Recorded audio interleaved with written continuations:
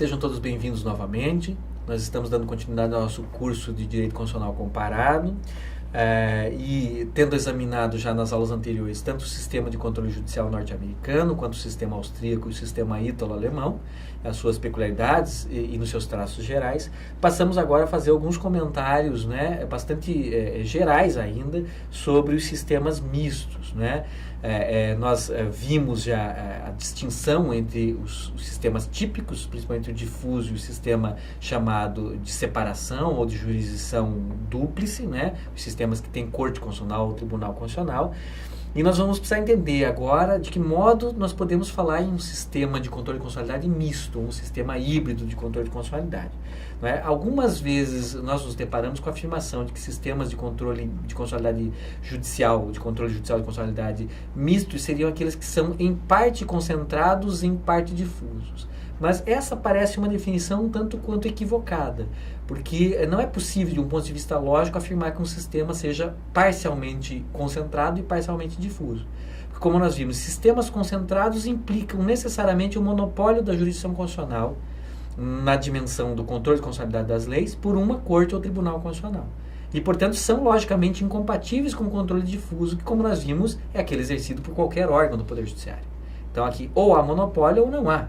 Ou o sistema é concentrado, e, portanto, há monopólio, e a Corte Constitucional e os demais órgãos do Poder Judiciário estão tolhidos do controle de constitucionalidade, ou não há monopólio e o sistema é difuso. Porque, como nós vimos, é intrínseco, é inerente aos sistemas difusos o fato de que todo e qualquer órgão que exerce a jurisdição tem reconhecida também o exercício da jurisdição constitucional. Ou seja, ele deve, para aplicar as leis ao caso concreto, antes fazer um juízo sobre a sua constitucionalidade, aplicando leis constitucionais e não aplicando leis inconstitucionais. Então, nos parece um pouco equívoco e, por isso mesmo, nós não recomendamos a utilização da expressão, dessa definição de sistemas mistos, sistemas meio concentrados, meio difusos. Ou não há monopólio e sistemas são difusos, ou há monopólio e sistemas são concentrados. Então, como é que nós podemos explicar, como é que nós podemos definir, talvez, esses sistemas ecléticos de controle judicial de constitucionalidade, ou sistemas mistos, É exatamente a partir da junção de elementos heterogêneos de controle de constitucionalidade, como ensina o professor Capelletti, que é uma autoridade na matéria e que tem a obra clássica que nós já nos referimos aqui, o controle judicial de constitucionalidade das leis no direito comparado. Ele, em uma determinada passagem, define exatamente assim, ele fala, são sistemas que adotam elementos heterogêneos no controle de constitucionalidade. Normalmente, como é que se dá essa adoção de elementos heterogêneos? Trata-se, em geral, de sistemas que não são sistemas que se filiam ao modelo da separação, ou seja, não são sistemas concentrados, são sistemas difusos, portanto, aos quais se agregam alguns elementos estranhos aos sistemas difusos. Nós já vimos que um sistema puramente difuso não conhece ações diretas de constitucionalidade, não conhece esse controle abstrato e não conhece essas decisões com eficácia geral e vinculante. Nós vimos isso quando examinamos o controle de constitucionalidade de tipo norte-americano. Quando você tem um sistema em que é reconhecido para todos os órgãos do Poder Judiciário, desde juízes de primeiro grau até as cortes superiores, e passando pelos tribunais inferiores, a jurisdição constitucional, a competência de realizar nos casos concretos o controle de constitucionalidade, mas introduz nesse sistema algo que é estranho a ele, originalmente, notadamente, ou nomeadamente, ações diretas de controle de constitucionalidade, você já não tem mais um sistema puramente misto, como é, por exemplo, o sistema norte-americano. Você tem um sistema eclético. Então, a melhor definição é exatamente essa, Se trata do sistema que nasce a partir da introdução de elementos oriundos do controle abstrato em sistema de controle difuso. A base do sistema ela é difusa, significa dizer, não há monopólio, não há uma corte constitucional em sentido técnico. Todos os órgãos que exercem jurisdição, em princípio, são habilitados a, nos casos sobre os quais exercem jurisdição, declarar a inconstitucionalidade das leis, em geral, com eficácia restrita a estes casos. Mas, no entanto, nós temos, normalmente, na competência da Suprema Corte, do órgão máximo do Poder Judiciário, a possibilidade de ingresso por legitimados especiais de ações diretas de inconstitucionalidade, que vão ter uma natureza jurídica, uma tramitação e efeitos muito semelhantes ou idênticos àquelas que nós encontramos nos tribunais constitucionais europeus. Então, é essa introdução das ações diretas, principalmente em sistemas de controle difuso, que permite falar em sistemas ecléticos ou sistemas mistos de controle judicial de constitucionalidade. Existem sistemas mistos em muitos lugares. A América Latina é o principal celeiro, talvez, de sistemas de controle misto, né? Porque, num primeiro momento, recebeu influxo, recebeu a influência do sistema norte-americano e, portanto, introduziu de maneira mais ou menos ampla os vários estados latino-americanos, depois das suas independências das ex-metrópoles europeias, né? Espanha e Portugal, tenderam a introduzir um sistema de controle e consolidade, e esse sistema normalmente foi o sistema difuso, o sistema norte-americano, reconhecendo a competência dos juízes para realizar o controle e consolidade nos casos concretos que estivessem sob julgamento perante eles, né? Mas, paulatinamente, por influência dos modelos oriundos da Europa, que nós acabamos de examinar, o modelo austríaco, criado em 1920, o modelo italiano, criado em 1948, o modelo alemão, criado em 1949, passaram a introduzir paulatinamente no sistema constitucional desses estados, né, ações diretas, propostas não em um órgão especial, mas num órgão de cúpula, normalmente na Suprema Corte, né, e ações diretas essas que são, só podem ser propostas normalmente por legitimados especiais, órgãos públicos ou entidades equiparadas, né, e que têm aquela mesma característica, realizam, deflagram um controle de constitucionalidade abstrato, em tese, independente de qualquer aplicação concreta daquela lei, ou de qualquer lide concreta, e redundam na possibilidade de proferimento de decisões com eficácia ampla, né? Eficácia erga omnes e eficácia vinculante, como nós já vimos ao examinar os sistemas, tanto o sistema ítalo-alemão quanto o sistema austríaco. Então, efetivamente, são sistemas híbridos, sistemas que, em parte, operam baseados em controle incidental, feito no caso concreto, né, ou mesmo em controle em via principal, ou seja, são sistemas nos quais opera o controle de constitucionalidade em regra em concreto, né, seja em via principal, como por exemplo jurisdição constitucional das liberdades, seja incidentalmente, os demais processos em que há arguição de inconstitucionalidade de uma lei aplicável a um caso concreto, mas que também contemplam algo que normalmente está ausente dos sistemas de controle difuso, a saber, as ações diretas de inconstitucionalidade propostas perante um determinado órgão e que podem gerar decisões com eficácia geral e vinculante em moldes muito semelhantes àquelas proferidas pelas cortes e tribunais constitucionais europeus e desconhecidas do sistema difuso na sua vertente mais ortodoxa, mais original, que é o sistema norte-americano. Nesses vários sistemas que existem na América Latina, existe uma grande variedade, uma grande complexidade de arranjos, os modos como se combinam, controle feito nos casos concretos, ou controle feito seja incidentalmente, seja em via principal, com mecanismos de controle judicial, ou até mesmo mecanismos de controle judicial e político de constitucionalidade com eficácia mais ampla, é muito ampla a variedade de arranjos, né? Então é impossível fazer aqui um panorama geral disso, exigiria talvez um curso específico ou uma carga horária maior, né? Então, alguns sistemas se destacam aqui por terem uma complexidade maior, como é o caso do sistema brasileiro, do sistema mexicano, do sistema venezuelano e outros. Não há que se falar aqui, portanto, em um único modelo. O que eles têm em comum é justamente o fato de serem híbridos, de mesclarem esses elementos heterogêneos de que fala Mauro Capelletti. Mas nós vamos ter que eleger um sistema essencialmente para ilustrar como é um sistema de controle misto, deixando para outra ocasião ou outros momentos o estudo dos demais sistemas de uma maneira mais detalhada. O sistema que nós vamos usar só para ilustração, né, de maneira muito breve, porque é naturalmente muito familiar para nós que somos brasileiros, é o sistema brasileiro. Esse sistema serve para ilustrar exatamente em que consiste um sistema misto e quais são as suas peculiaridades. Então, vou tentar de uma maneira aqui que seja interessante, que não seja cansativa, fazer o resgate de alguns traços, algumas características do sistema de controle de constitucionalidade brasileiro para mostrar de onde surge esse caráter misto, né? Basta nós lembrarmos, primeiro, que o nosso sistema é originalmente difuso.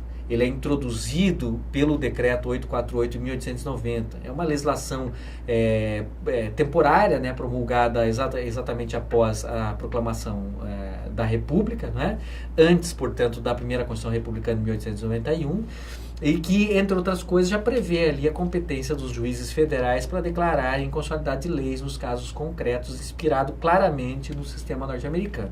Depois da Constituição dos Estados Unidos do Brasil, né, de 1891, a nossa primeira Constituição Republicana, ela se inspira, como de amplo conhecimento, em grande medida em disposições da Constituição norte-americana, e uma das coisas que ela incorpora é exatamente o Judicial Review, o controle judicial difuso.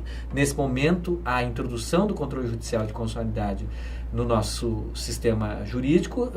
Eu entendo que sob a Constituição do Império não havia controle de constitucionalidade, o poder moderador não me parece que fosse exatamente isso. Então, entendo que nasce aqui o nosso sistema de controle de constitucionalidade e nasce de uma maneira claramente difusa. Aqui não existem ações diretas e, portanto, o nosso sistema é um sistema essencialmente difuso. Ele vai, ao longo do tempo, ganhando matizes e outras características que vão torná-lo um sistema mais complexo e vão torná-lo um sistema eclético, um sistema misto, né? Um destaque nessa sucessão de constituições que vão se seguindo à Constituição de 1891 cabe exatamente à Constituição de 1934. Essa Constituição ela introduz um instituto que vai ser precursor das ações diretas, é a chamada representação interventiva. Né? Se tratava basicamente de uma ação constitucional direta cuja proposta era monopolizada pelo Procurador da República, pelo Procurador-Geral da República, né? Que era proposta diretamente no Supremo Tribunal Federal, nosso órgão de cúpula, que é uma Suprema Corte, e que visava permitir que, no caso de violação de determinados preceitos constitucionais, chamados inicialmente apenas os chamados princípios constitucionais sensíveis, depois houve algumas outras hipóteses, né? Mas inicialmente apenas os princípios constitucionais sensíveis, permitissem a intervenção federal em um Estado da Federação. Ou seja, significa permitir-se a suspensão parcial, temporária, excepcional da autonomia desse Estado para resguardar a constitucionalidade, resguardar alguns princípios que são fundamentais para a República. Então, basicamente, essa figura ela ainda não é um mecanismo de controle abstrato, como ensina o professor Clemerson Merlin Cleave, ela está a meio caminho, né? Ela controla em parte concreto, em parte abstrato, não é um controle abstrato, mas é uma primeira ação direta, proposta por um legitimado especial, no caso o Procurador-Geral da República, perante o órgão de cúpula, o Supremo Tribunal Federal, e que gerava uma decisão que visa tutelar a constitucionalidade, que visava, no caso específico, proteger os princípios constitucionais sensíveis e depois a execução da lei federal e outros valores albergados pela Constituição, pelo direito constitucional brasileiro. Né? Nessa Constituição aparecem outras duas coisas importantes. A chamada resolução suspensiva, que hoje está prevista no nosso artigo 52, inciso 10º da Constituição, mas que já existia desde 1934, a resolução suspensiva do Senado Federal. Se trata daquele instituto pelo qual o Senado Federal pode suspender uma lei declarada no todo ou em parte inconstitucional pelo Supremo Tribunal Federal em decisão definitiva de mérito. Aqui é uma conexão, é um controle que se conecta, né? Controle judicial e controle político. O controle judicial aqui normalmente feito de maneira incidental, e o controle político feito pelo Senado Federal ampliando essa eficácia dessa decisão, que no caso do controle incidental é restrita ao caso concreto, e que a resolução suspensiva, se editada, ela amplia e faz com que a lei seja retirada com eficácia ampla do sistema jurídico. Então aqui nós temos o advento da resolução suspensiva. A resolução suspensiva vem para combater um problema, não é? Com o decreto 848 de 1890 e com a Constituição de 1891, nós introduzimos controle difuso de constitucionalidade num sistema jurídico filiado à matriz romanista ou neo-romanista, romano-germânica. E nós já vimos que isso possibilita decisões conflitantes em matéria constitucional também. Né? Então, sentindo esse inconveniente, né, de decisões conflitantes em matéria constitucional, se introduz a resolução suspensiva como um primeiro mecanismo que combina elementos judiciais e elementos políticos para ampliar as decisões do Supremo Tribunal Federal por ato do Senado, pacificando questões de constitucionalidade. E aqui também, nessa Constituição de 1934, introduz-se uma outra inovação no nosso sistema constitucional, que é a cláusula de reserva do plenário, hoje prevista no artigo 97 da nossa Constituição. Como todos sabemos, se trata daquela disposição que estabelece que os tribunais só podem, através de seus plenos, né, na sua formação plena, ou dos órgãos especiais, declarar a inconstitucionalidade das leis, sendo defeso, sendo vedado aos órgãos fracionários, sessões, turmas, câmaras, né, declararem a inconstitucionalidade das leis. E nós sabemos que existe, inclusive, uma súmula vinculante que reforça essa cláusula de reserva plenária. Novamente, aqui a preocupação é com uma certa homogeneidade no que diz respeito às decisões em matéria de constitucionalidade, pelo menos quando você introduz a possibilidade de controle difuso e uma matriz romanista. Quando surge o nosso sistema misto propriamente dito, com a emenda constitucional 16 de 65, né? Uma emenda à Constituição então vigente, que é a Constituição de 1946. Né? Essa emenda constitucional ela introduz a denominada representação de inconstitucionalidade, que nada mais é, mutatis mutandis, ou feitas as devidas adaptações, do que o instituto precursor das ações diretas de inconstitucionalidade. ou da ação direta de inconstitucionalidade genérica, né? Ela era, novamente, uma ação monopolizada, né, cuja legitimidade ativa era monopolizada pelo Procurador-Geral da República, apenas ele poderia propô-la perante o Supremo Tribunal Federal, mas ela já não tinha mais um parâmetro restrito aos princípios constitucionais sensíveis, né? Ela poderia ter como parâmetro qualquer dispositivo da Constituição Federal. E poderia ter por objeto leis federais ou leis estaduais, e essas leis poderiam ser declaradas inconstitucionais com eficácia, em decisões dotadas de eficácia geral e vinculante. Então esse é naturalmente o advento do nosso sistema como um sistema misto. É exatamente a Emenda Constitucional 16 de 1965 que torna esse sistema misto. Fazendo uma pequena observação, né? Até 1977 ainda se entendia que mesmo as decisões proferidas pelo Supremo Tribunal Federal em sede de representação de inconstitucionalidade teriam que ser comunicadas ao Senado Federal para edição de resolução suspensiva, para que elas tivessem eficácia geral, né? Em 1977, o Supremo Tribunal Federal adota um entendimento que distingue, que passa a entender que somente são comunicadas ao Senado Federal para edição de resolução suspensiva as decisões proferidas incidentalmente, ou seja, aquelas que claramente são proferidas no bojo de recursos ou de ações originárias do tribunal, mas não no caso das ações, das representações de inconstitucionalidade, né? No caso das representações de inconstitucionalidade, no passado, no caso das ações diretas, desde 1977 o Supremo Tribunal Federal entende que não é necessária a extensão dos seus efeitos por resolução do Senado, ou seja, aqui a própria decisão teria eficácia geral e vinculante, o que depois é sufragado pela Constituição Federal de 1988.